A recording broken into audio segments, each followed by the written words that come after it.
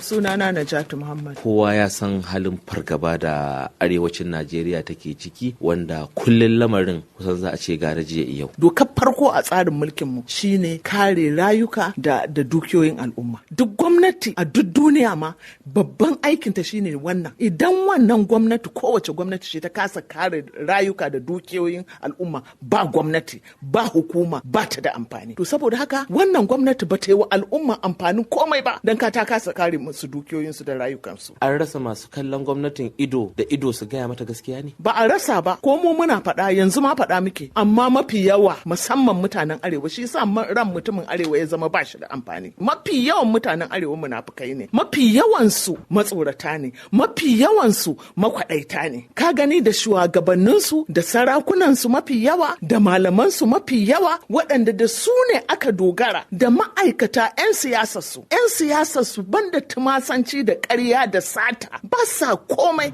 sun shiga siyasa ne ba don al'umma ba, sai don su cika aljihunsu. Ana kashe 'yan arewa kaman kiyashi, banda a arewa ba inda za a yi wannan a zauna lafiya. Mutane da yawa suna kallon malamanmu a matsayin shugabanni, amma yanzu kaga duk wannan ta kawo. Malamai iyakar aikinsu idan siyasa ta zo shikenan a ba su kuɗi su je su ɓaɓatu su ce a zaɓi wanda dai ya ba su kuɗi, ba Allah a gabansu. Shi yasa zaka ga da a ce mutum yana kuka an karkashe musulmi, yau ya yi shiru, ya sai da imaninsa wa wulakantacciyar riba. Tur da su sun yi asara. To su karan kansu talakawan ya kamata su gane cewa su fa marayu ne. Al'ummar ƙasa da dama suna kukan cewa wai anya gwamnatin nan ma da suka bautawa tana tausayin halin da suke ciki kuwa. Gwamnatin Muhammadu Buhari ba ta tausayin al'umma, musamman al'ummar arewa, saboda sun yi shiru. Duk in ka yi shiru ka yadda kenan. Kashe mutane shine kuɗi a gurin sojojin Najeriya, shine kuɗi a gurin 'yan sandan Najeriya. Saboda haka inda shugaba Buhari ya damu, da tuni ya yi tankaɗe da rairaya a cikin sojojin. Saboda haka ni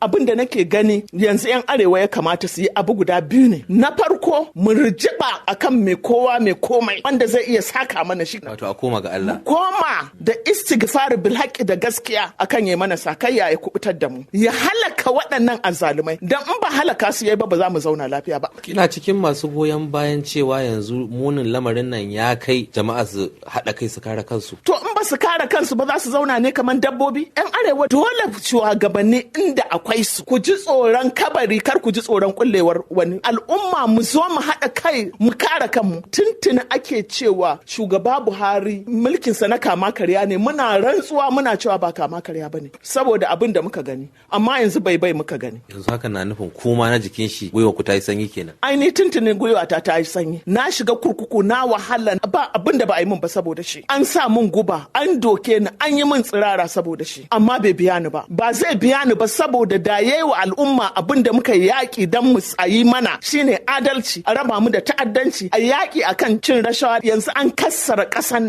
nan ta talauce ba dan komai ba saboda ba a taɓa sata kuɗaɗen al'umma tun da muka sani a tarihin Najeriya kamar wannan lokacin. Wasu da yawa sun mutu saboda shi. Akwai hakkin ma a kansa, akwai hakkin jinin al'umma a kansa. To Hajiya muna godiya da wannan dama da kika ba wa sashen Hausa na Radio France. To na gode kwarai.